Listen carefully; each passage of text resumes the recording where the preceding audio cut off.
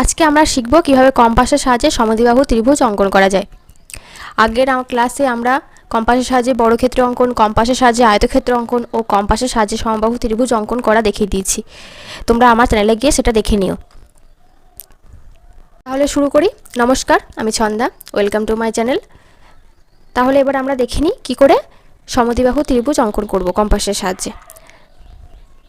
এখানে দেখো আমি একটা প্রশ্ন করে নিয়েছি। কি বলেছে, একটি সমদ্বিবাহু ত্রিভুজ অঙ্কন করো যার ভূমি হচ্ছে 4 সেমি এবং সমান বাহু দুটি দৈর্ঘ্য হচ্ছে 6.5 সেন্টিমিটার করে।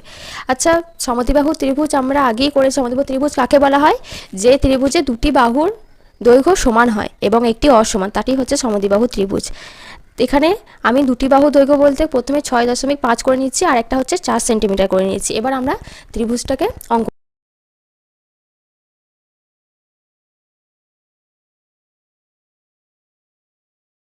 এখানে যেহেতু নির্দিষ্ট করে আমাদের বলে দেওয়া হয়েছে যে ভূমি 4 সেন্টিমিটার, ভূমি বলতে কাকে বোঝানো হয়? যে ত্রিভুজের সব থেকে নিচের যে বাহুটা থাকে তাকে বলা হয় ভূমি।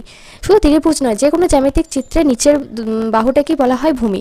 তার এখানে ভূমি যেহেতু 4 সেন্টিমিটার বলা হয়েছে, আমি নিচেতে এখানে 4 সেন্টিমিটার থেকে দেখো আমি নিচেতে একটি বাহু অঙ্কন করে নিয়েছি যেটা 4 সেন্টিমিটারের বড়। এবার আমাদের কাজ হবে, এই যে উপরে আমি 4 সেন্টিমিটার বাহুটা অঙ্কন করে নিয়েছি, এই বাহুটা কম্পাসের সাহায্যে দৈর্ঘ্যটাকে মেপে নিয়ে ঠিক এইভাবে একটা বৃত্তচাপ অঙ্কন করে নেওয়া, আর সেই একই পরিমাণ বৃত্তচাপটা নিচের এই বাহুটাকে ঠিক এই রকমভাবে একটা বৃত্তচাপ।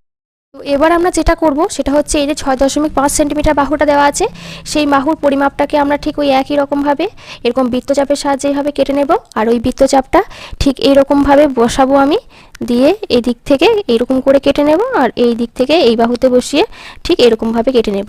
এবার এইখানে যে আমাদের এখানটা যে মিলেছে, এখানটা এই যে বৃত্তচাপটা এইখানে এই ছেদবিন্দু আর এই বিন্দু আর এই বিন্দু, এই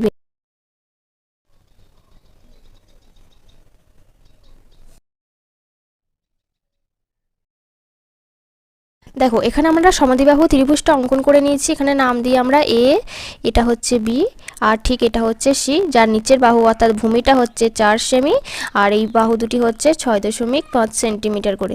এখানে দেখো কোনো কোণের পরিমাপ কিন্তু বলে দেয়নি গো। সমদ্বিবাহু ত্রিভুজের একটা বৈশিষ্ট্য হয়, সমবাহুর বিপরীত কোণগুলো সমান হয়, অর্থাৎ এই বাহুটার বিপরীত কোণ হচ্ছে এটা, এই বাহুটার বিপরীত, অর্থাৎ এই কোণ দুটোর মান। আজকে ক্লাস এখানেই শেষ করছি। যদি আমার ক্লাসটি ভালো লাগে অবশ্যই একটা লাইক, কমেন্ট, শেয়ার করবে। আর পরবর্তী ক্লাস নোটিফিকেশনগুলো পেতে চ্যানেলটিকে সাবস্ক্রাইব করে পাশে থাকা বেল আইকনে অবশ্যই ক্লিক করে রাখবে।